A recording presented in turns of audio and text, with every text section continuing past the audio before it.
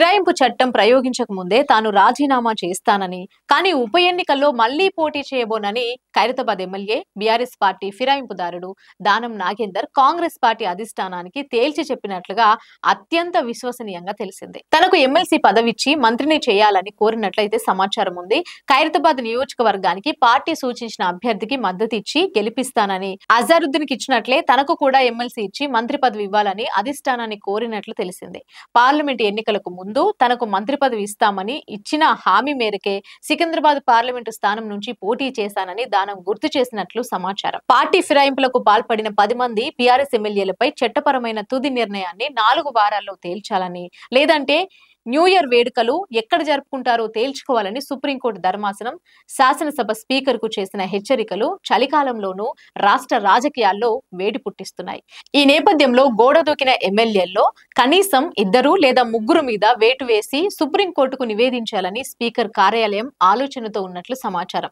ఇప్పటి వరకు 8 మంది ఎమ్మెల్యేల విచారణ పూర్తయింది. ఇటీవల 2వ విడతలో 4 ఎమ్మెల్యేల మౌలిక విచారణను స్పీకర్ పూర్తి చేయడంతో ఈ విచారణ ముగిసింది. నోటీసులు ఇవ్వకుండా తాత్సార్యం చేస్తూ వచ్చిన మరో 2 ఫిరాయింపు ఎమ్మెల్యేలు దానం నాగేందర్, కడియం శ్రీహరికి స్పీకర్ కార్యాలయం ఆగమేఘాల మీద నోటీసులు జారీ చేసింది.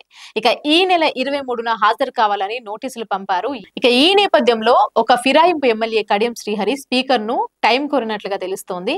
మరో ఫిరాయింపు ఎమ్మెల్యే దానం నాగేందర్ గురువారం హుటాహుటిన ఢిల్లీ వెళ్లారు. ఏఐసీసీ పెద్దలను కలిశారు. తన రాజకీయ జీవితాన్ని గట్టెక్కించాలని ప్రాధేయపడినట్లుగా తెలుస్తోంది.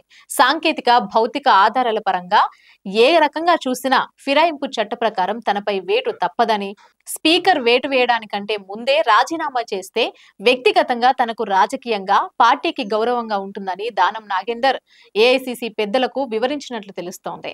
తాను రాజీనామా చేస్తే ఆ తర్వాత ఎదురయ్యే పరిస్థితులపై కూడా కాంగ్రెస్ పెద్దలతో చర్చించినట్లు ఆయన సన్నిహితులు చెప్తున్నారు. తనకు ఎమ్మెల్సీ ఇచ్చి మంత్రి పదవికి అవకాశం ఇవ్వాలని అధిష్టానాన్ని కోరగా, సిట్టింగ్ ఎమ్మెల్యేగా మళ్లీ మీరు గెలిచే అవకాశాలు లేవా అని ఏఐసీసీ ఆయన అడిగినట్లు తెలుస్తోంది.